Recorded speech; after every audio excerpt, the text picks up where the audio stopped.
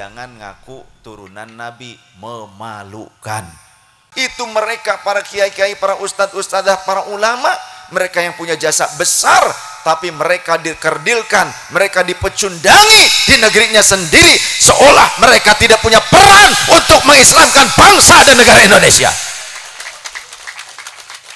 Maka saya murka dengan orang-orang yang seperti itu, gak tahu diri. Lawan! Setuju? Betul tidak?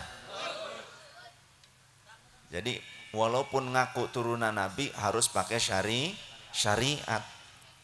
Kenapa? Orang zaman sekarang ngaku turunan Nabi 14 abad lamanya. Jarak dengan baginda Nabi. Bahkan sudah hampir 15 abad, masuk ke abad ke-15. Tapi kalau kelakuannya ternyata nggak ngikutin Nabi, bahkan cenderung merusak syariat, maka jangan ngaku turunan Nabi, memalukan. Betul tidak? Apalagi saya lihat video ada Habib mabok.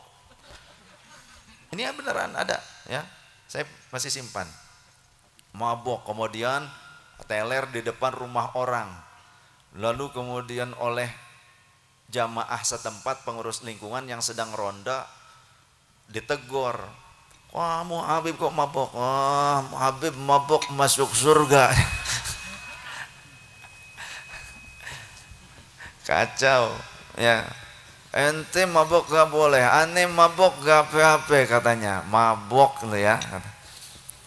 Apakah benar orang yang mengaku turunan Nabi, kalau benar, apalagi belum jelas, apalagi nggak benar, apalagi mbuh turunannya siapa, gitu kan?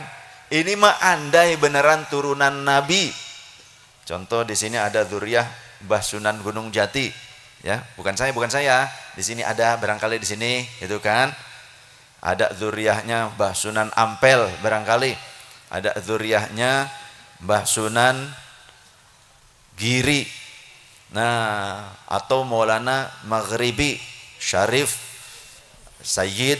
Nah, kalaupun benar turunan Nabi, tapi kalau menyelisihi syariat itu nggak benar, salah, dan tidak boleh diikuti. Tidak boleh diikuti, tidak boleh. Mana dasarnya? Karena sekelas istri Nabi saja itu diancam oleh Gusti Allah. Kan sekarang banyak tuh orang ngaku turunan Nabi tapi melegalkan kezoliman. Ke kiai meres, datang ke kiai, aneh mau ngadain maulid nih, ente mau bantu berapa? Dikasih oleh kiai 300.000, diamplopin, pas dibuka 300.000 dilempar ke muka kiai. Salah satunya kiai nyeker asli Brebes yang langsung ngomong ke saya di panggung saat itu, yang membuat saya murka. Ada video saya murka terhadap oknum-oknum seperti itu. Karena apa? Karena para ulama yang berjasa mengislamkan masyarakat, yang berjasa ngajarin Quran, jadi ngerti kalamnya Allah, bisa baca dengan tartil, mengikuti kewajiban Allah, warattilil Qur'ana tartila. Kiai yang ngajarin wudu, yang wudu adalah syarat keabsahannya sholat, kalau tidak sah wudunya maka tidak sah sholatnya, ngajarin sholatnya yang benar. Itu mereka para kiai-kiai, para ustadz-ustadzah, para ulama, mereka yang punya jasa besar, tapi mereka dikerdilkan, mereka dipecundangi di negerinya sendiri, seolah mereka tidak punya peran untuk mengislamkan bangsa dan negara Indonesia. Maka saya murka dengan orang-orang yang seperti itu, gak tahu diri ya. Mohon maaf, andai itu saudara saya sendiri pun saya tidak akan setuju dengan perilaku seperti itu. Jadi seringnya saya mendapatkan pengaduan itu dari para kiai, dari masyarakat. Itulah yang kemudian menghantak jiwa saya untuk membahas secara syariah. Nah, sekeras istri Nabi saja, karena mereka selalu menggunakan dalil. Kan dalilnya ada, Habib mabok gak apa-apa. Kemudian ketika saya di Majalengka ngisi, Kiai yang ngundang saya cerita sehari sebelumnya didatangi seorang habib yang katanya bawa kiswah makbaroh Nabi, pengakuannya begitu. Ya, kiswah itu kain penutup. Oh, ini kiai katanya silakan dicium. Nah, ente kan sekarang sudah menciumnya, ente kalau ingin berkah ini tetap lengket menempel kepada ente harus mengeluarkan uang sebanyak 33 juta. Ini bukan katanya, saya boleh bisa ya ketemu langsung dengan kiainya langsung, nanti saya ajak. Yang ngundang saya kebetulan. Jadi diminta 33 juta. Kemudian ada lagi yang di Brebes ketika 300.000 dilemparin, lalu Bib harus berapa katanya. Ente kalau bukan karena datuk aneh, ente nggak bakalan jadi kiai katanya. Nah terus ente turunannya nggak jadi kiai gitu kan. Berapa dong Bib? Uang yang merahan ratusan ribu, sejumlah Asmaul Husna 99. Jadi mintanya 9.900.000. Ini nyata. Di Brebes tuh yang 99 itu di Brebes kejadiannya. Masya Allah. Lah kiai cuma hasil daripada ngajar ngaji, kadang juga mereka harus nyawah, harus berkebun. Ya. Banyak korban di sini di Brebes. Nah, ini ada korban juga, Pak Yai, Masya Allah. Jadi mulai sekarang kalau ada orang yang bertindak seperti itu, bagaimana sikap kita? Lawan! Setuju? Kalau ada yang mengintimidasi ulama, kiai, memeras kiai, apa yang harus kita lakukan? Setuju. Kudu wani, wis saiki wis wani wae kagok wani wis. Jangan mau, jangan takut kualat.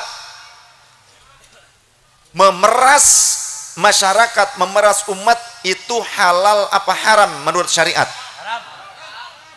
Uang hasil malak itu halal apa haram?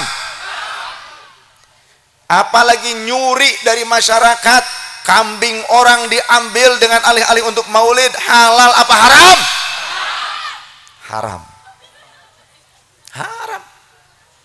Nah gini, tindakan memeras dan mengintimidasi itu tindakan yang sesuai syariat atau bertentangan? Bertentangan. Dapat pahala apa dapat dosa? Dosa. Baik. Kita coba pelajari dari Al-Quranul Karim, kalamnya Allah Ta'ala. Kita ini orang Islam, nggih? Orang Islam, kitab sucinya Al-Quran. Mereka melakukan tindakan itu, melegalisirnya, menghalalkan kezaliman itu pakai dalil. Dalilnya surah Al-Ahzab ayat 33. Innama yuridullahu liyudhhiba ankumur rijsa ahlal baiti wa yutahhirakum tathhira. Wallahu wa rasuluhu a'lam bi muradi wa makna. Innama yuridullahu, innama, tidak ada yang lain, sesungguhnya hanya, gitu. Ya, kalau ilmu balaghah kan begitu. Seolah-olah tidak ada yang lain tujuannya. Innama yuridullahu, Allah berkehendak, liyudhhiba ankumur rijsa, untuk menghilangkan rijsun itu kotoran dari diri kalian. Ahlal baiti, wahai ahlul bait Nabi. Siapa yang dimaksud pada ayat ini? Yang dimaksud pada ayat ini di dalam kitab-kitab tafsir seperti Ruhul Ma'ani, ya, tafsir Al-Qur'anul Azim, ternyata Sayyiduna Ali, Sayyidah Fatimah radhiyallahu anha, Sayyidul Hasan wal Husain radhiyallahu anhuma. Di dalam asbabun nuzulnya ternyata berkenan dengan itu. Nah, nanti ada sangkut pautnya dengan istri-istri Nabi juga. Karena ayatnya berkesinambungan dari ayat-ayat sebelumnya. Kita lanjutkan dulu yang ini. Kalimat potongan ayat yang tadi. Jadi bukan satu ayat full, tapi itu potongan. Innama yuridullahu liyudhhiba ankumur rijsa ahlal baiti wa yutahhirakum tathhira. Liyudhhiba ankumur rijsa ahlal baiti wa yutahhirakum tathhira, dan Allah bertujuan untuk menyucikan kalian dengan sesuci-sucinya. Lantas kemudian ada orang yang menggunakan potongan ayat ini dengan tujuan untuk memvalidasi, membenarkan tindakan buruknya yang bertentangan dengan syariatul Islam. Padahal isinya, ini kan potongan ayat yang sempurnanya. Nah, harusnya qori yang bacanya.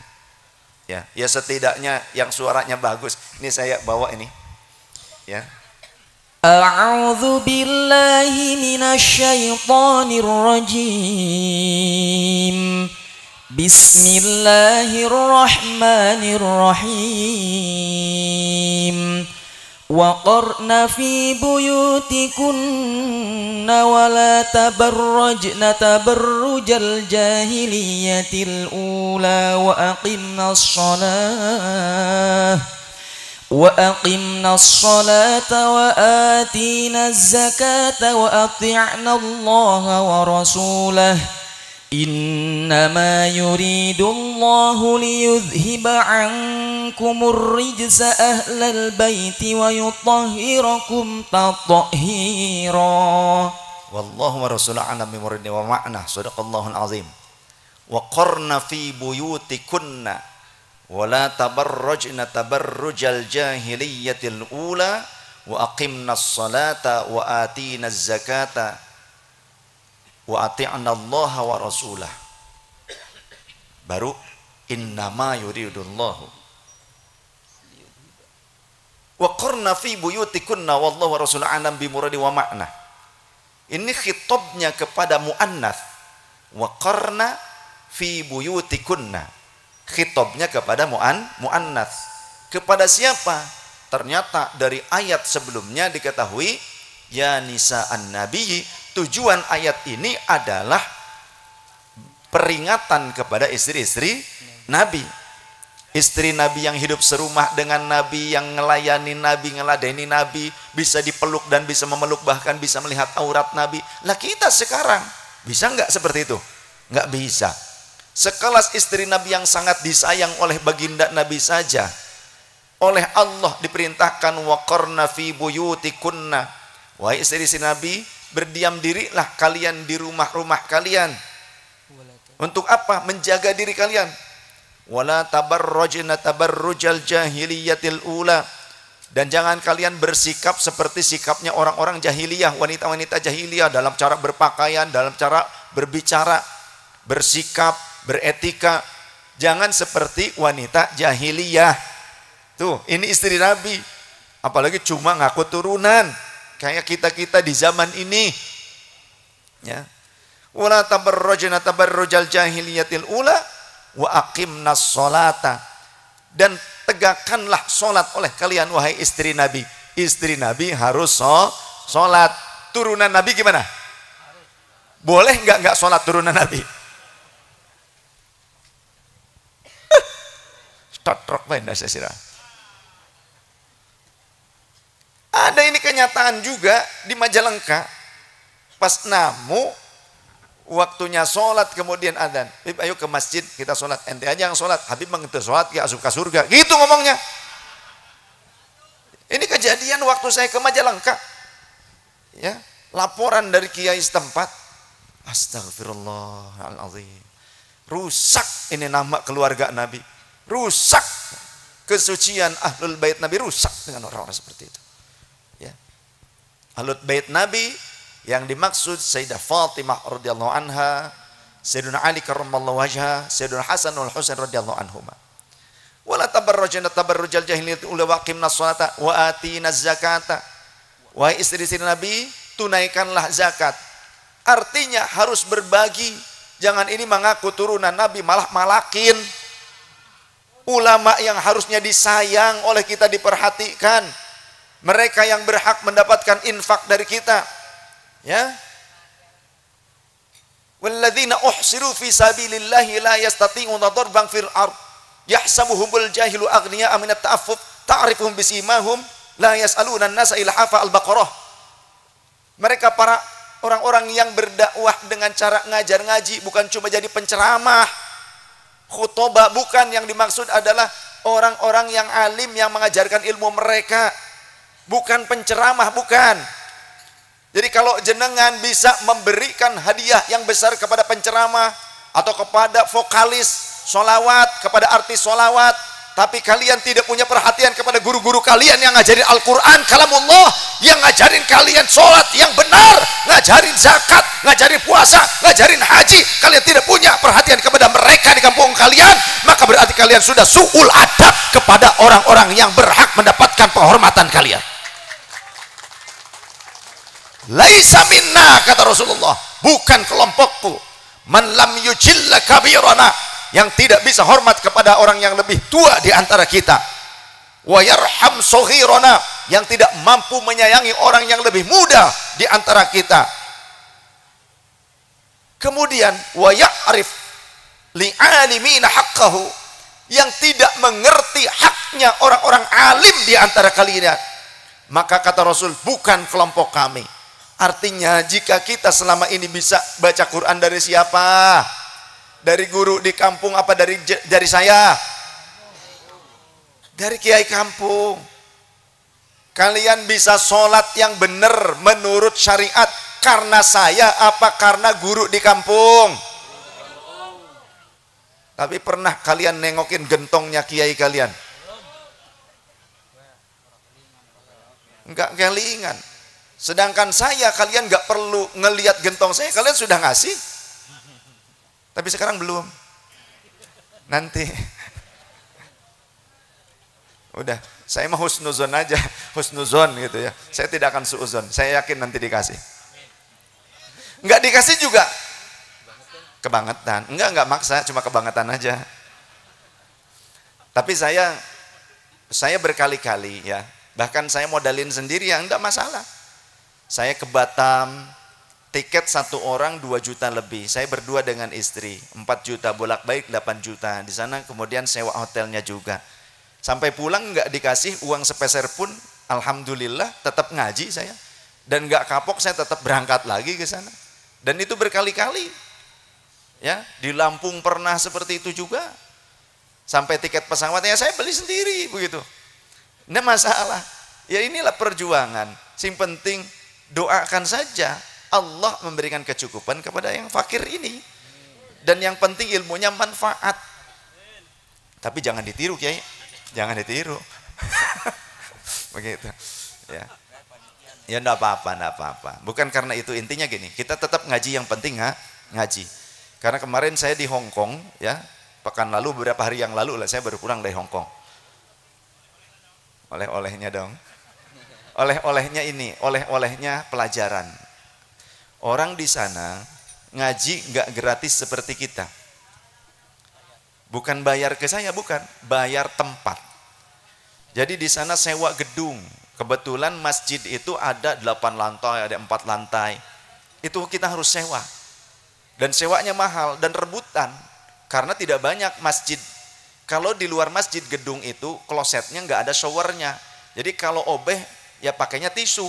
Tapi kalau di toilet masjid, di gedung masjid begitu ya, maka ada showernya biasanya. Obehnya ya pakai air. Kalau di luaran, mau di mall, di mana, di gedung mana, ya pakainya tisu. Kira-kira gimana? Orang kita kan nggak bisa seperti itu ya. Walaupun padahal sah saja asal tisunya tisu kering dan tidak mengandung parfum, tidak wangi. Boleh. Istinja itu analoginya dengan istinja bil hajari.